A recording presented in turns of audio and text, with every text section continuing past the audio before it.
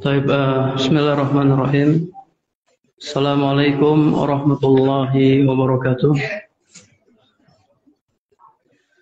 Innal hamdalillah nahmaduhu wa nasta'inuhu wa nastaghfiruh wa na'udzu billahi min shururi anfusina wa min sayyiati a'malina. May yahdihillahu fala mudhillalah wa may yudlil fala hadiyalah. Wa ashhadu an la ilaha illallah wahdahu la syarikalah wa ashhadu anna Muhammadan abduhu wa rasuluh sallallahu alaihi wasallam. Qala Allah ta'ala fi kitabihil karim, ya ayyuhallazina amanu taqullaha haqqa tuqatih wa la tamutunna illa wa antum muslimun. Amma ba'du, para jamaah, para ikhwan dan akhwat yang dirahmati Allah Subhanahu wa taala. Kita lanjutkan kajian kitab Al-Wajibat. Kita sudah sampai pada pembahasan fa iza qila laka man rabbuk faqul rabbi Allahu allazi rabbani wa rabba jami'al alamina bi ni'matihi wa huwa ma'budi laisa li ma'budun siwa. Kita murojaah sedikit perkataan penulis, fa iza qila laka man rabbuk. Ada faedah apa di sini para jemaah? Fa iza qila lak man rabbuk, apabila ditanyakan kepadamu siapakah Rabbmu. Ada faedah apa di sini? Faedah sebelumnya. Di sini penulis menyampaikan dengan bentuk soal jawab, tanya jawab. Kemarin sudah kita jelaskan ya bahwasanya tanya jawab ini lebih mengena pada jiwa, wa ablagu fil fahmi, lebih mudah dipahami, wa aqrabu ilal intibah, dan lebih menarik perhatian. Dan metode mengajar dengan tanya jawab ini adalah metode Nabi Sallallahu Alaihi Wasallam. Kemarin kami sampaikan beberapa contoh dari hadis Nabi. Nabi ketika mengajarkan sahabat-sahabatnya, terkadang beliau menggunakan metode tanya jawab. Atadruna mal muflis, tahukah kalian siapakah orang yang bangkrut? Kemudian juga ketika Nabi sallallahu alaihi wasallam menggonceng Mu'ad bin Jabal di atas keledai, Nabi bertanya, ya Mu'ad, atadri ma haqqullah 'alal ibad wa ma haqqul ibad 'ala Allah. Kemudian juga contoh yang lain dalam hadis yang panjang, hadis tentang Islam, iman dan ihsan.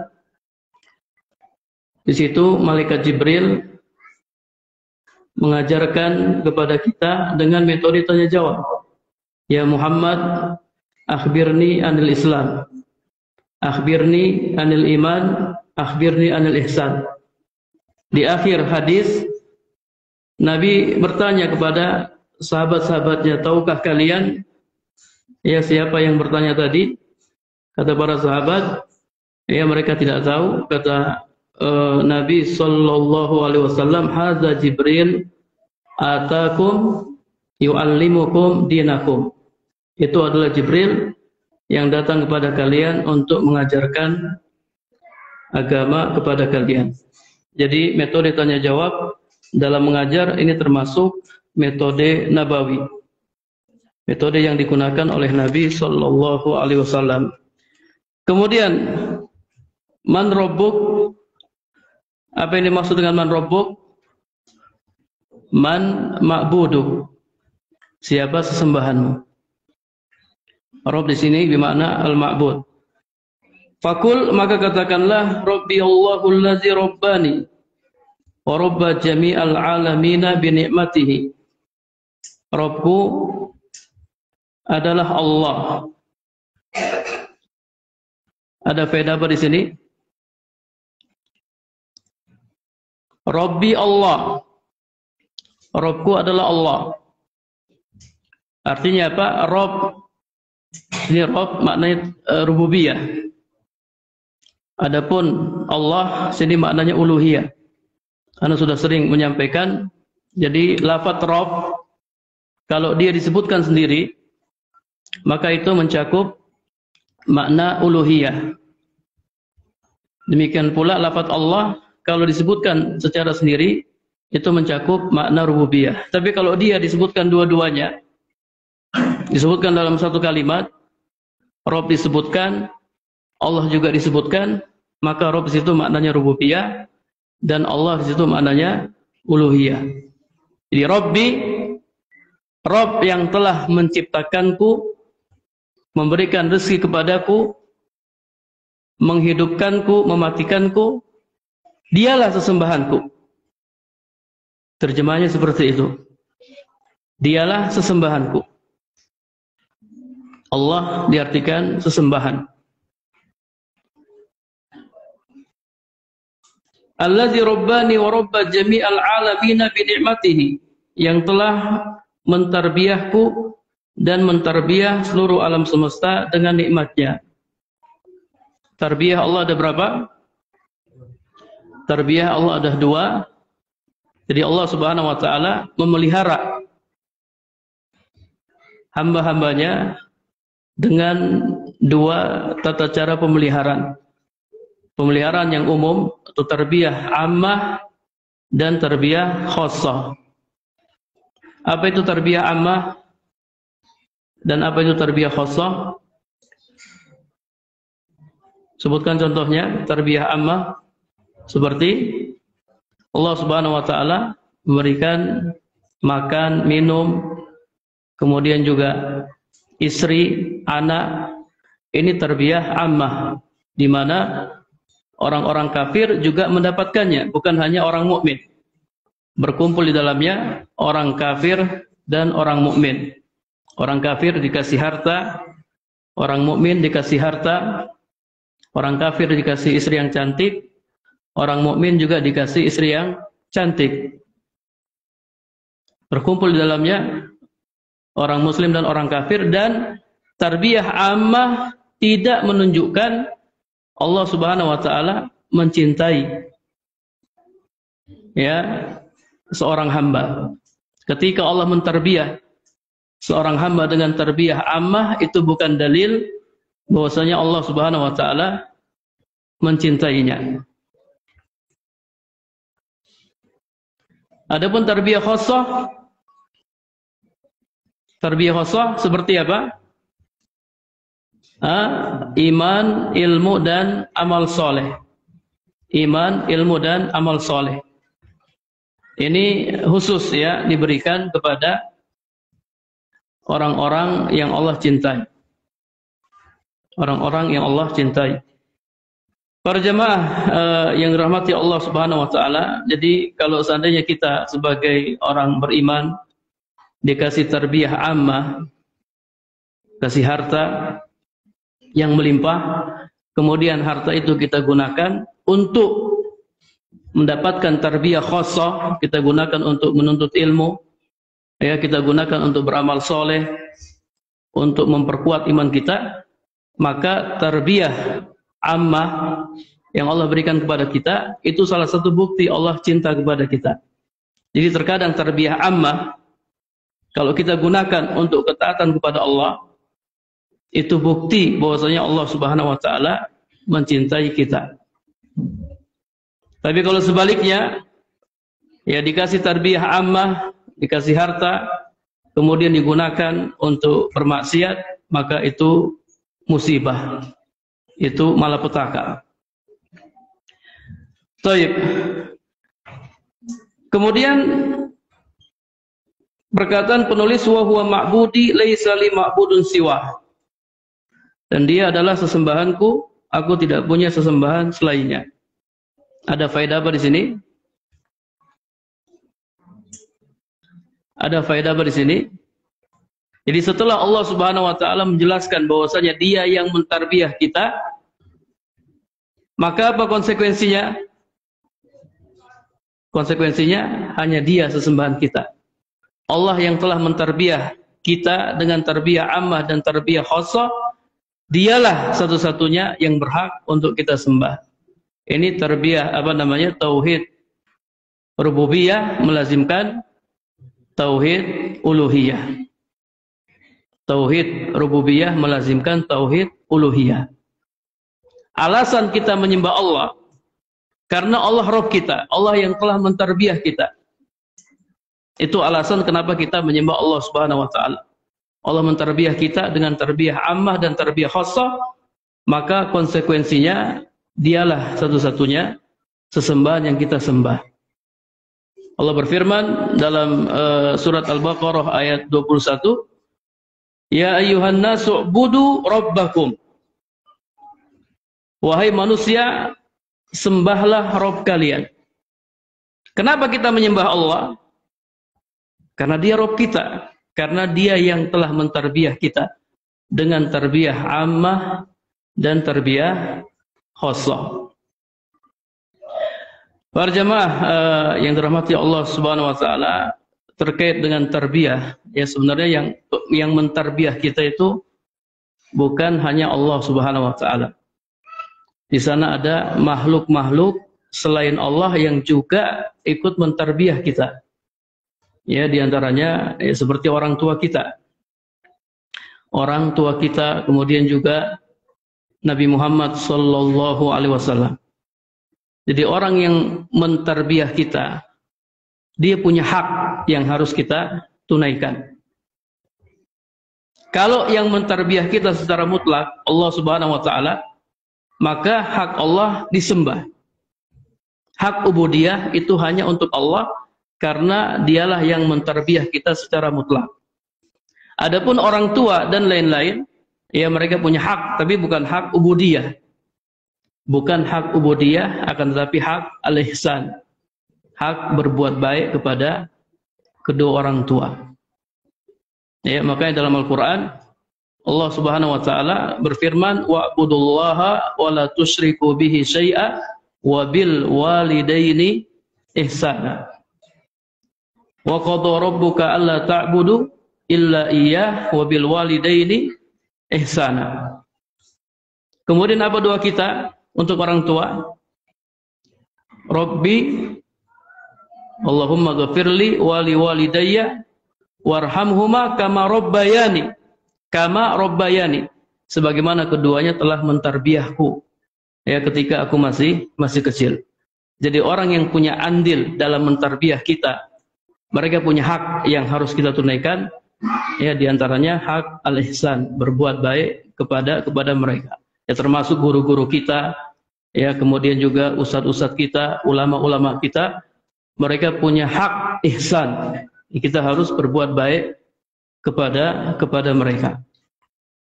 Adapun Allah Subhanahu wa taala, Dialah satu-satunya yang mentarbiyah kita secara mutlak.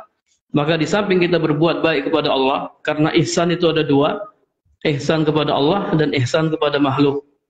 Ihsan kepada Allah itu anta'budallaha ka'annaka tarah fa illam takun tarah fa innahu yarah.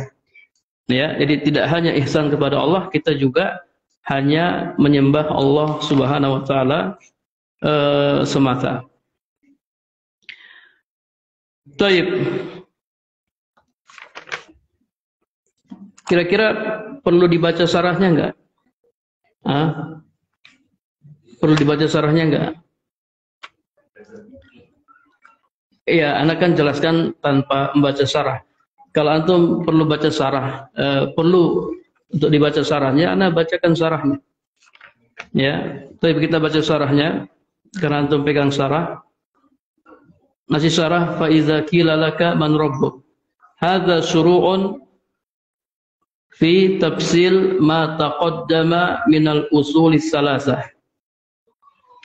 Ini adalah permulaan rincian apa yang telah lalu dari usul salasah. Kan awalnya penulis mengatakan al-usulus salasah allati yajibu ala kulli muslimin wa muslimatin ta'allumuha wa hiya ma'rifatul abdi rabbah wa dinah wa nabiyahu Muhammadan sallallahu alaihi wasallam. Usul salasah yang wajib dipelajari oleh setiap muslim dan muslimah, yaitu seorang hamba mengenal Rabbnya, mengenal agamanya, dan mengenal nabinya sallallahu alaihi wasallam. Itu global. Penulis menyebut usul salasah secara global. Nah, kemudian penulis mulai merinci satu persatu. Kalau kamu ditanya siapa Rabbmu, kalau kamu ditanya apa agamamu, kalau kamu ditanya siapa nabimu, maka jawablah. Ya, jadi sini penulis mulai merinci usul salasah yang beliau sebutkan secara global ya sebelumnya. Wa akhrajal kalam bi sighatis su'al. Penulis menyampaikan dengan bentuk soal, dengan bentuk pertanyaan. Liyakuna awqa' fin nafsi, supaya lebih mengena ya dalam jiwa, wa ablaq fil fahmi, lebih mudah dipahami, wa aqraba ilal intibah, dan lebih menarik perhatian. Ya, terkadang sebagian jamaah ya ketika kajian atau ketika belajar di kelas, ya kadang ya menghayal kemana-mana, ada yang ngantuk. Tapi ketika ditanya, langsung ngantuknya hilang. Langsung perhatian. Bahkan yang baru mau ngantuk, tidak jadi ngantuk. Wah, nanti anak ditanya. Ya, jadi lebih menarik perhatian. Tidak hanya sekedar ceramah menyampaikan, akan tetapi diselingi dengan pertanyaan. Fa idza qila laka man rabbuka, ay man ilahuka allazi khalaqaka wa rabbaka wa razaqaka an-ni'am litasta'ina biha ala ibadatihi wahdah la syarikalah. Apabila kamu ditanya man rabbuk, ay man ilahuk, siapakah sesembahanmu? Rabb sini maknanya ilah. Siapakah sesembahanmu yang telah menciptakanmu, wa rabbaka, mentarbiyahmu, wa razaqaka an-ni'am, memberikan rezeki kepadamu berupa nikmat-nikmat yang dapat membantumu untuk beribadah hanya kepadanya, la syarikalah, tidak ada sekutu baginya. Wa rabb huwal ma'bud al-malik al-mutasarrif. Rabb adalah al-ma'bud, sesembahan, al-malik, raja, al-mutasarrif, pengatur segala sesuatu. Walahu ma'anin akhar, dan Rabb mempunyai makna-makna yang lain. Wala yutlaku mu'arrafan bi alif wal lam illa Allah ta'ala. Dan Rabb tidak boleh diitlakkan mu'arrafan ya dengan ma'rifat, dengan alif lam, kecuali kepada Allah Ta'ala. Ar-Rabb ya, Ar-Rabb dengan alif lam, itu tidak boleh kita berikan kecuali hanya kepada Allah. Adapun kalau dia bentuknya mudhaf ilaih, boleh kita berikan kepada selain Allah. Anta Rabbul Bait misalnya. Anta Rabbul Bait, kamu adalah pemilik rumah. Anta Rabbus Sayyarah, kamu adalah pemilik mobil, dan seterusnya. Kalau bentuknya mudhaf ilaih, ini bisa diberikan kepada Allah dan kepada selain Allah. Fakul ayyuhal abdu, maka jawablah wahai seorang hamba, Rabbi huwallahu allazi awjadani minal adami. Rabbku adalah Allah yang telah menjadikan aku dari tidak ada. Wa rabbani bin ni'ami wahdah, yang telah mentarbiyahku dengan nikmat-nikmatnya, la syarikalah, tidak ada sekutu baginya. Ya, kemarin sudah kita jelaskan, kita boleh menyandarkan sesuatu kepada Allah selama tidak memberikan kesan jelek. Allah Rabbi, Allah adalah Rabbku. Allah Rabbul Ka'bah, boleh. Allah adalah Rabbnya Ka'bah. Allah Rabbul Anbiya, Allah Rabbul Malaikah, boleh. Tapi kalau mengatakan Allah Rabbul Khinzir, ini tidak boleh. Allah itu Rabbnya babi, tidak boleh. Allah itu Rabbnya monyet, tidak boleh. Walaupun ya mereka ini ciptaan Allah, akan tetapi tidak boleh karena memberi kesan jelek. Ya, ini mimbabil adab kepada Allah Subhanahu wa taala. Jadi Allah adalah Rabbku. Kita sandarkan Allah kepada kita yang telah menjadikan aku dari tidak ada dan yang telah mentarbiyahku dengan nikmat-nikmatnya, la syarikalah, tidak ada sekutu baginya. Wa rabba kadzalika jami'al alamina bi ni'amihi az-zahirah wal batinah, dan juga telah mentarbiyah seluruh alam semesta dengan nikmat-nikmatnya yang zahir dan yang batin. Wa huwa alladzi awjadal alamal ulwa was sufla minal adam. Dialah yang menjadikan alam atas dan alam bawah minal adam, dari ketiadaan. Wa huwa malikuhum wa razikuhum. Dialah raja mereka, pemberi rezeki mereka, al-mutasarrifu fihim bima syaa, yang mengatur mereka sesuai dengan kehendaknya. Wa ni'amullahi katsiratun la tuhsa, dan nikmat-nikmat Allah banyak sekali tidak bisa dihitung. Nikmat-nikmat Allah itu kan ada nikmat duniawiyah, ini tarbiyah ammah. Kemudian ada nikmat diniyah, ini tarbiyah khassah. Semuanya nikmat-nikmat Allah. Makanya nikmat Allah itu sangat banyak sekali. Ada yang zahirah, kemudian batinah. Ada nikmat yang kecil, ada nikmat yang besar. Ada nikmat mutlaqah, kemudian ada nikmat muqayyadah, dan seterusnya. Allah Subhanahu wa taala berfirman dalam surat Ibrahim ayat 34, wa in ta'uddu ni'matallahi la tuhsuha. Dan jikalau seandainya kalian menghitung nikmat Allah, niscaya kalian tidak akan bisa menghitungnya. Wal khalqu mafturun ala ma'rifati khaliqihim subhanah. Dan makhluk mereka telah terfitrahi untuk mengenal pencipta mereka Subhanahu wa ta'ala. La yunazi'u fi rububiyyatihi wa wujuduhu aw wujudihi illa majnun aw mukabir mu'anid. Tidak ada yang menolak atau menentang rububiyah Allah dan keberadaan Allah kecuali majnun, ya orang gila, atau orang yang sombong yang menentang. Enggak ada. Atau orang-orang musyrik, mereka mengakui rububiyah Allah. Hatta Fir'aun, kata para ulama, Fir'aun mengakui rububiyah Allah. Hatta iblis mengakui rububiyah Allah. Enggak ada yang bisa mengingkari rububiyah Allah. Kecuali siapa tadi? Majnun, ya orang gila, atau memang orang yang sombong. Orang yang sombong, orang yang menentang. Wa kullu makhluqatihi wa ayatihi wa in daqqat dalatun a'zamu dalalatin ala wujudil khalqi wa 'azamatihi wa tafarrudihi bi rububiyyati wahda la syarikalah wa la ilaha siwa.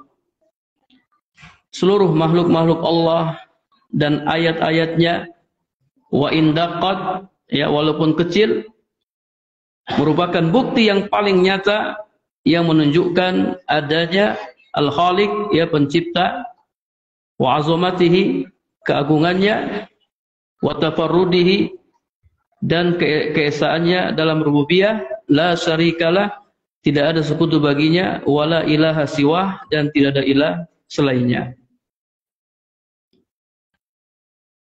Jadi dalil yang paling kuat yang menunjukkan rububiyah Allah, yang menunjukkan Allah itu ada, itu dalil fitrah. Dalil fitrah itu dalil yang paling kuat dan tidak ada yang bisa menolaknya. Siapa yang bisa lawan fitrahnya sendiri? Mata orang-orang ateis ya. Orang-orang ateis itu, ada salah seorang syekh cerita di kelas, orang-orang ateis yang mengingkari Tuhan, ketika mereka naik pesawat, terus pesawat goyang, ya, spontan mereka mengatakan, oh my God, oh Tuhan. Itu spontan.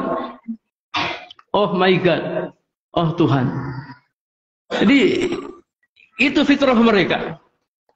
Mereka ungkapkan kapan? Ketika sudah mau mati ya. Pesawat sudah mau jatuh, baru ingat Tuhan. Mereka sama seperti siapa? Sama seperti Fir'aun. Ya, sudah tenggelam, sudah mau mati, baru beriman kepada Allah Subhanahu wa Ta'ala. Jadi dalil yang paling kuat yang menetapkan rububiyah Allah itu adalah fitrah.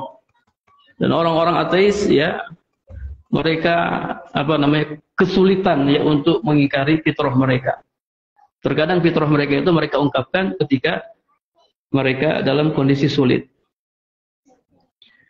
Wal alamun jam'u alam. Alamun ini jama' alam. Alamun jama' apa? Jama' apa? Jama' muzakkar salim. Ada tambahan o dan nun. Wa hum kullu ma siwallah. Mereka adalah segala sesuatu selain Allah. Jadi alam itu segala sesuatu selain Allah. Fal wujud kismani. Sesuatu yang ada itu hanya dua. Imma Rabb wa imma marbub. Far-Rabb huwa Allah al-azim subhanahu. Rabb adalah Allah yang maha agung subhanahu. Wal marbub huwal alam. Sementara marbub adalah alam. Wal muradu bihim jami'ul makhluqat, dan maksudnya adalah seluruh makhluk. Jadi alam, ma makna alam? Kalau ditanya ma makna alam? Kullu ma siwallah. Alam itu segala sesuatu selain Allah. Atau alam itu jami'u makhluqat, seluruh makhluk-makhluk. Jadi yang ada di dunia ini imma khaliq wa imma makhluk, imma Rabb wa imma marbub. Enggak ada yang ketiga. Tidak ada yang ketiga. Wa sumiyal alam alaman li'annahu alamatun wadihatun dalatun ala sani'ihi wa mujidihi jalla wa ala. Kenapa alam dinamakan alam? Li'annahu alamah, karena dia adalah tanda yang sangat jelas yang menunjukkan ya penciptanya dan yang mengadakannya jalla wa ala. Dalam usul salasah, Syekh Muhammad bin Abdul Wahab berkata, wa ana min zalikal alam, dan saya termasuk alam. Saya termasuk alam. Kita semua ini alam. Manusia alam. Langit dan bumi alam. Pepohonan alam. Semuanya alam. Pokoknya segala sesuatu itu alam. Kenapa dinamakan alam? Karena menunjukkan atas penciptanya Allah Subhanahu wa Ta'ala. Adanya makhluk itu menunjukkan adanya khaliq, adanya pencipta.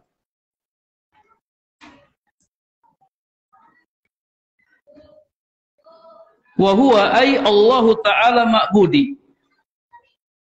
Dan dia, Allah Ta'ala adalah sesembahanku. Ay ma'luhi. Ma'budi maknanya ma'luhi. Wahdah, laisa li ma'budun siwah, aku tidak punya sesembahan selainnya. Wa kama annahu subhanahu al-mutafarridu bil khalqi war rizqi wat tadbir, fa huwa wahdahu al-mutafarridu wal mustahiqu bi ay yu'bada wahdah duna man siwah. Sebagaimana Allah Subhanahu wa Ta'ala esa dalam penciptaan, pemberian rezeki dan pengaturan, maka demikian pula dia esa dan berhak untuk disembah semata duna man siwah, bukan yang lainnya. Sebagaimana Allah esa dalam rububiyah, maka demikian pula Allah esa dalam uluhiyah. Paham ya? Sebagaimana Allah esa dalam rububiyah, Allah juga esa dalam uluhiyah. Wa hadza huwa madlul kalimatul ikhlas. Ini adalah kandungan kalimat ikhlas, la ilaha illallah. Kemudian at-ta'abbud huwa ta'alluh zullan wa hubban wa ta'ziman lil ilahil haqqil kabir. Ta'abbud, ibadah, adalah ta'alluh, ya, beribadah dengan penuh rasa rendah diri, cinta dan penuh pengagungan kepada ilah yang hak, yang maha besar. Ini makna ta'abbud. Ta'abbud itu beribadah dengan penuh rasa rendah diri, cinta dan penuh pengagungan kepada ilah yang hak, al-kabir, yang maha besar. Fa'azamu dalilin ala tauhidil uluhiyah wa tauhidur rububiyah. Dalil yang paling agung atas tauhid uluhiyah adalah tauhid rububiyah. Ini sudah Anda sampaikan berkali-kali. Antum kalau mau dakwai orang-orang musyrik pakai apa? Pakai tauhid rububiyah. Pakai tauhid rububiyah karena mereka mengimani tauhid rububiyah. Kenapa antum sampaikan tauhid rububiyah ke mereka? Untuk menetapkan tauhid uluhiyah yang mereka ingkari. Kalau kau menetapkan tauhid rububiyah, seharusnya kau juga menetapkan tauhid uluhiyah. Itu konsekuensinya, itu kelazimannya. Tauhid rububiyah melazimkan tauhid uluhiyah. Siapa yang menciptakanmu? Allah. Siapa yang memberikan rezeki kepadamu? Allah. Siapa yang mematikanmu? Allah. Siapa yang menghidupkanmu? Allah. Taib, kalau begitu siapa yang berhak disembah? Harusnya Allah. Hanya Allah semata, harusnya seperti itu. Ya, namun orang musyrik itu punya banyak syubhat, ya. Dalam kasbu syubhat, di sana mereka punya syubhat-syubhat, sehingga mereka tidak mau hanya menyembah Allah semata. Mereka di samping menyembah Allah, mereka juga menyembah selain Allah. Kama yastadillu bidzalika ta'ala 'alal musyrikin fi ayatin katsiratin min kitabih, sebagaimana Allah Subhanahu wa taala berdalil dengan tauhid rububiyah terhadap orang-orang musyrik fi ayatin katsiratin, di banyak ayat, min kitabih, dari kitabnya. Kama fi awwali ayatin fil Qur'ani fiha al-amru bit tauhid, sebagaimana di awal ayat dalam Al-Qur'an yang di dalamnya terdapat perintah tauhid.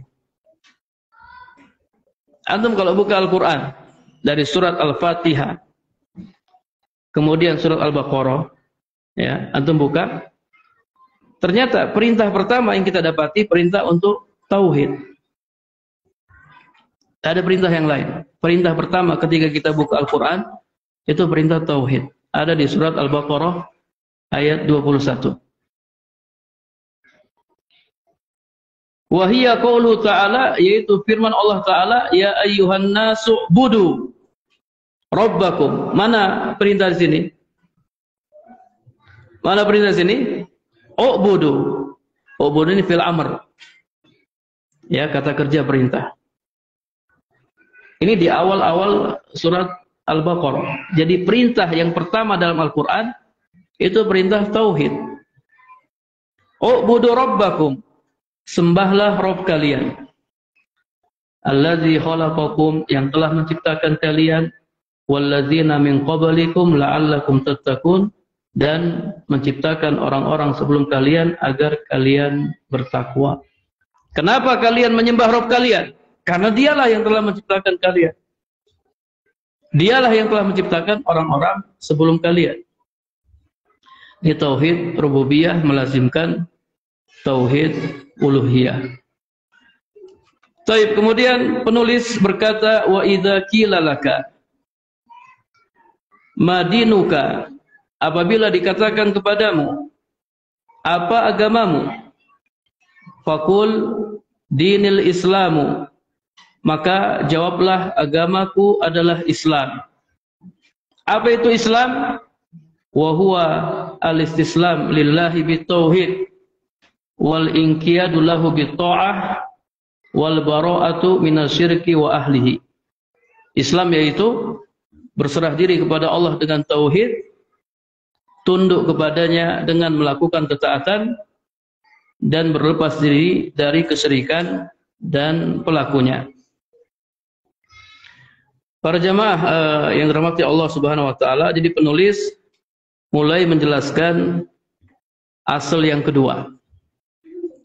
Pokok yang kedua yaitu mengenal agama Islam.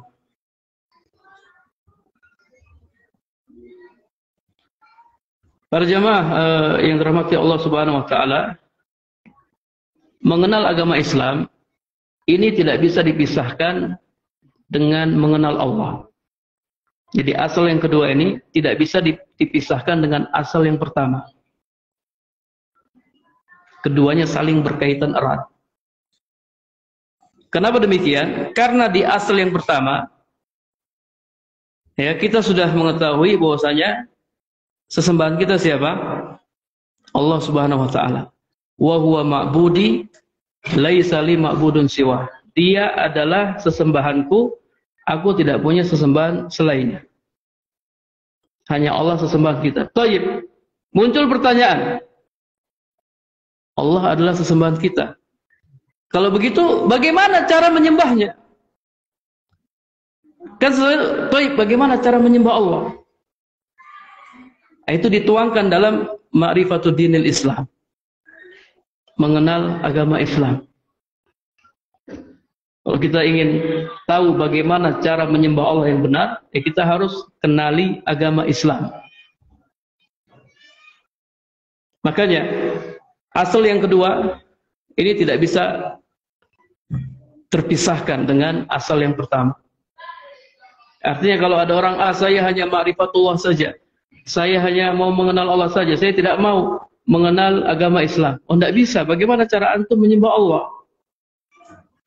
Bagaimana cara antum mengesahkan Allah dalam ibadah?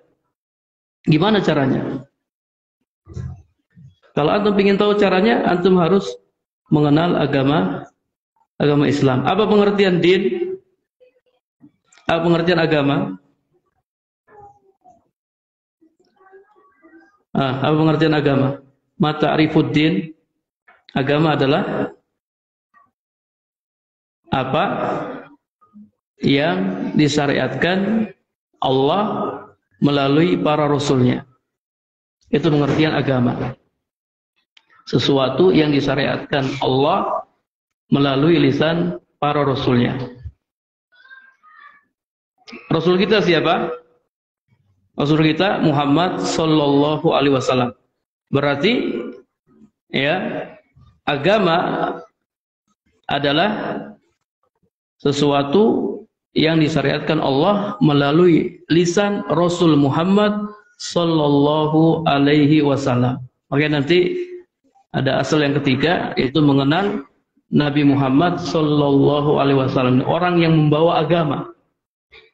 Orang yang membawa agama dari Allah Subhanahu wa taala, ini juga kita harus kenali beliau. Taib. Penulis berkata, apabila ditanyakan kepadamu, madinuka, apa agamamu? Fakul, maka jawablah, dinil Islam. Agamaku adalah Islam. Apa itu Islam? Yaitu istislam lillah bitauhid, berserah diri kepada Allah dengan tauhid, wal inqiyad lahu bitta'ah, tunduk kepadanya dengan melakukan ketaatan, wal bara'atu minasyirki wa ahlihi, dan berlepas diri dari kesyirikan dan pelakunya. Islam di sini, Islam yang didefinisikan oleh penulis adalah Islam bermakna umum. Islam bermakna umum. Artinya apa? Islam dari dulu, dari zamannya Nabi Adam sampai hari kiamat, ya seperti ini. Islam yang dibawa oleh para rasul dan juga para nabi, ya seperti ini. Agama Islam yang dianut oleh Nabi Adam ya sampai Nabi Muhammad sallallahu alaihi wasallam seperti ini. Ini Islam bermakna am. Islam yang bermakna umum.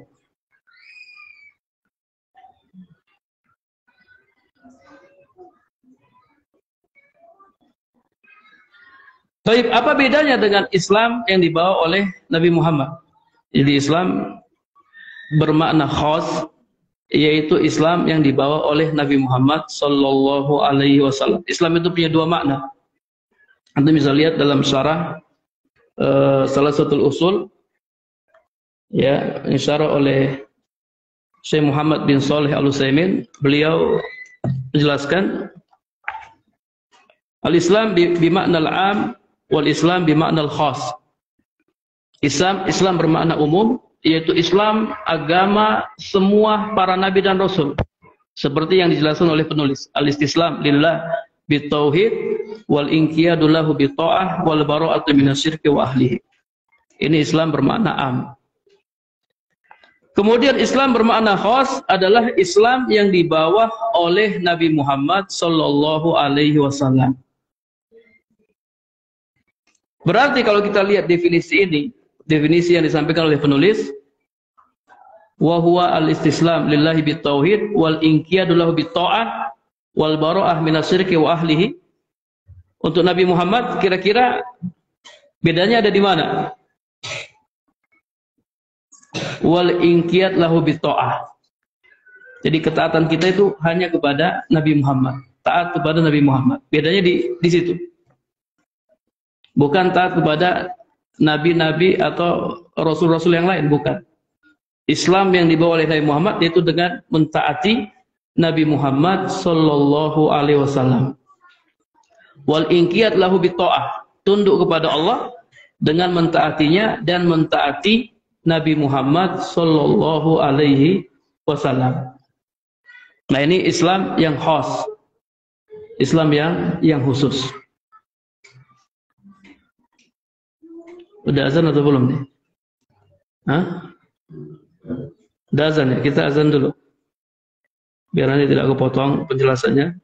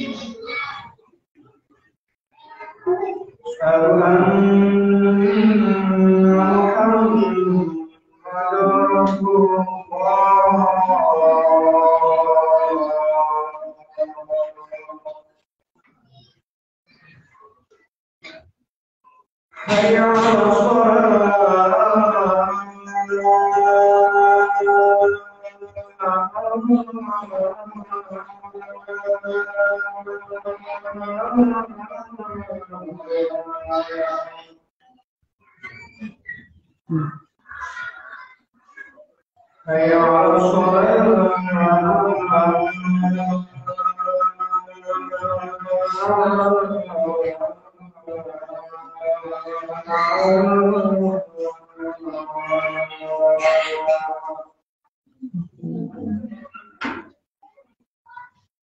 حي على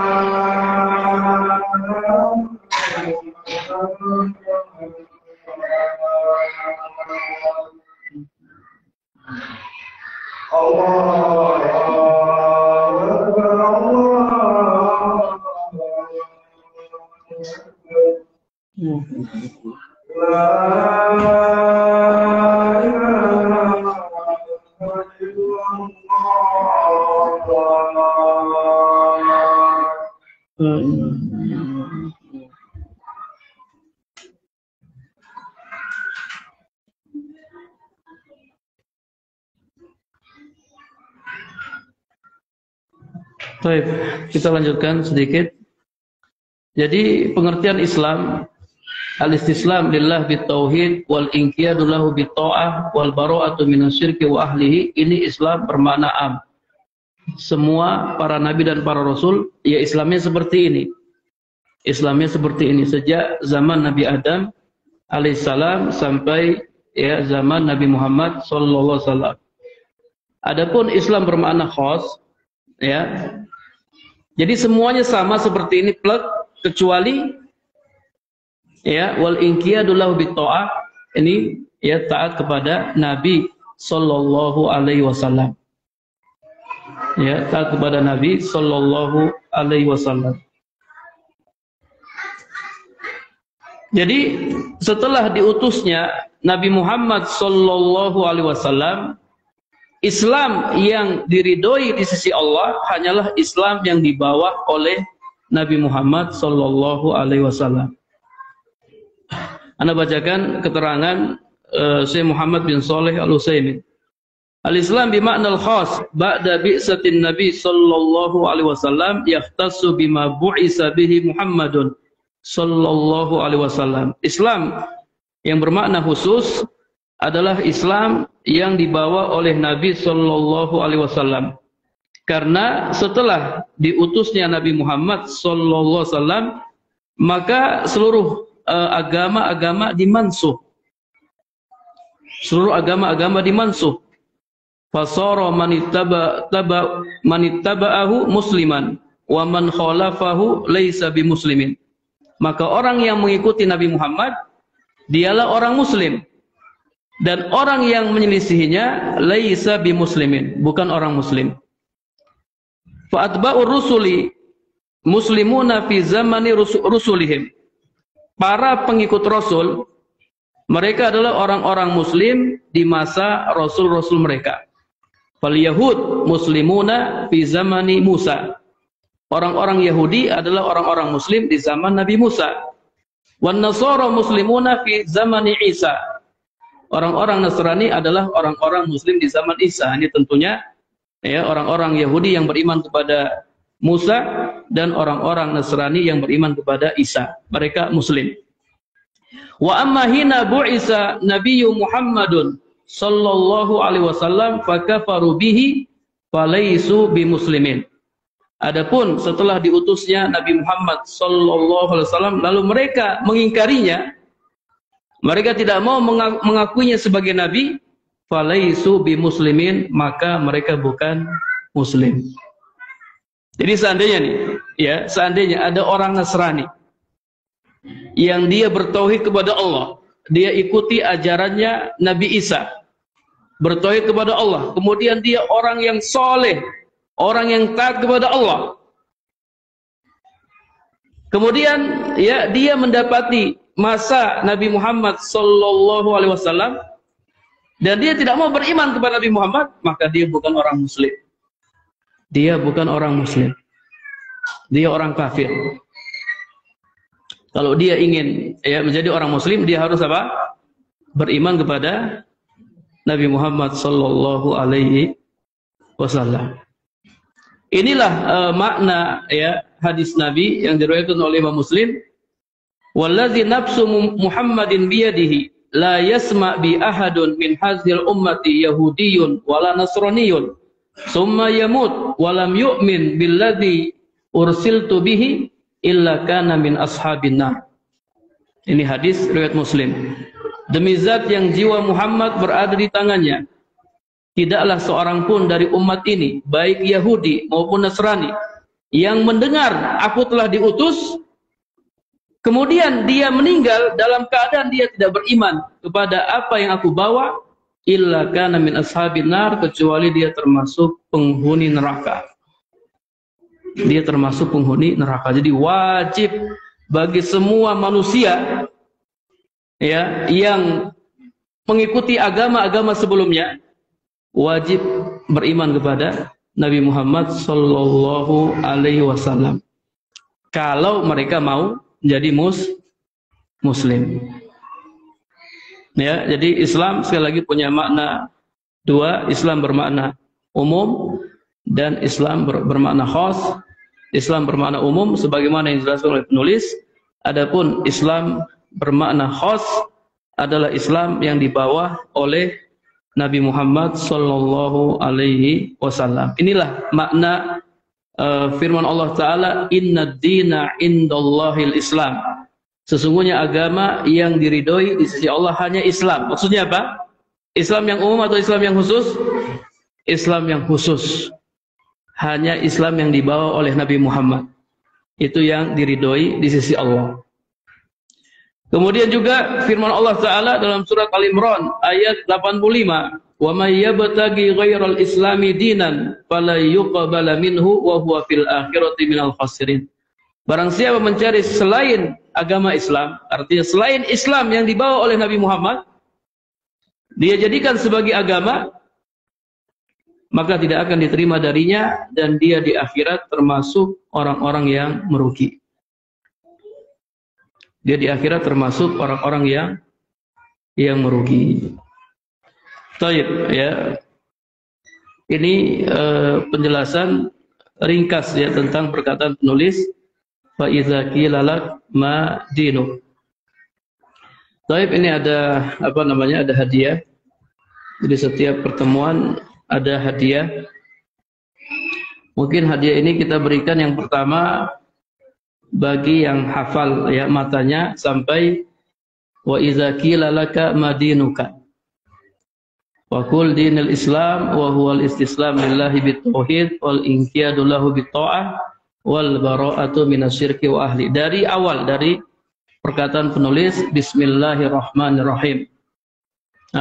Siapa yang mau coba? Jadi sejak awal sudah kita sampaikan matan kalau bisa dihafalkan.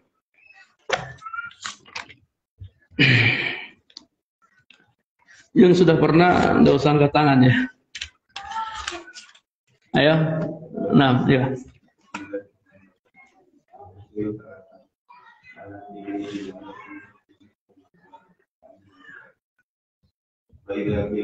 Wahia.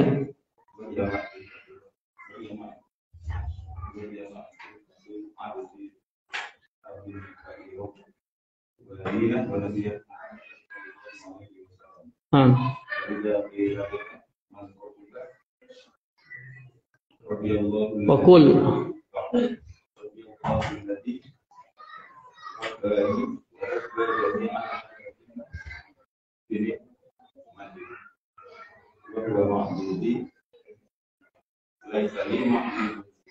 Nah. Fakul.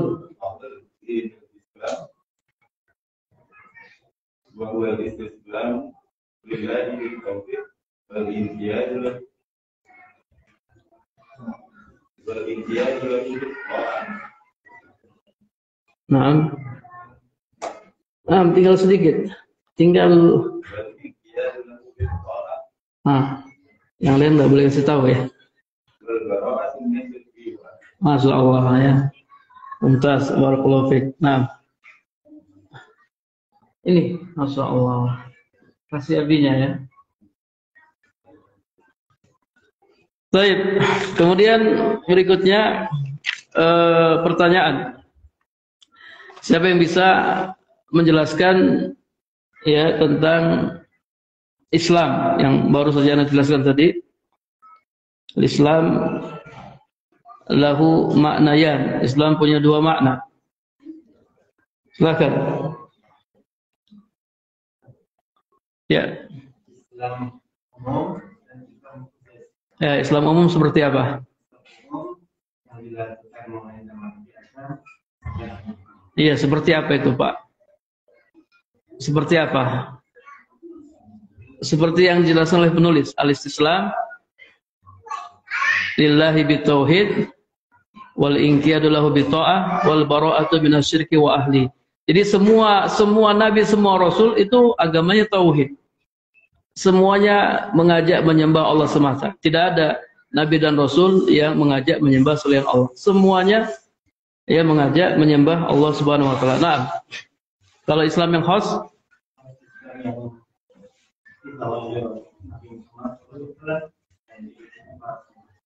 Taib, kalau dari sini Pak, ya ini sudah plek sama. Bedanya apa Pak di perkataan penulis wa huwa al-istislam lillahi bitauhid wal inqiyadu lahu bitta'ah wal bara'atu minasyirki wa ahlihi. Ini kan Islam semua para nabi dan rasul, termasuk Nabi Muhammad. Cuman bedanya apa nih di sini? Di syariatnya.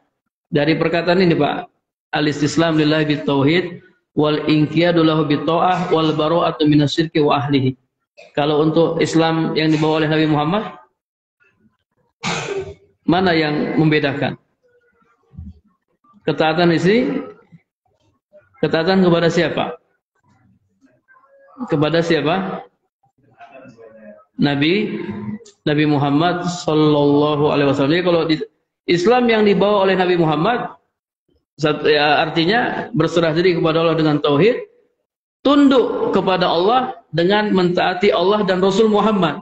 Ya, tunduk kepada Allah dengan mentaati Allah dan Rasul Muhammad dan berlepas diri dari kesyirikan dan pelakunya. Ini Islam yang khas, Islam yang khusus. Jadi harus taat, ada ketaatan kepada Rasul Muhammad sallallahu alaihi wasallam. Masya Allah. Ya.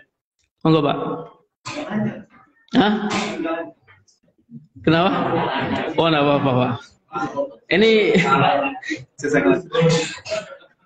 kalau dapat buku tarbiyah apa? Tarbiyah amma atau tarbiyah khosoh? Tarbiyah amma atau khosoh? Ya kalau dibaca khosoh, kalau tidak dibaca. Baik, kita cukupkan sampai di sini. Kita akhiri dengan doa kafaratul majelis. Subhanakallahumma wa bihamdika asyhadu an la ilaha illa anta astaghfiruka wa atubu ilaik. Assalamualaikum warahmatullahi wabarakatuh.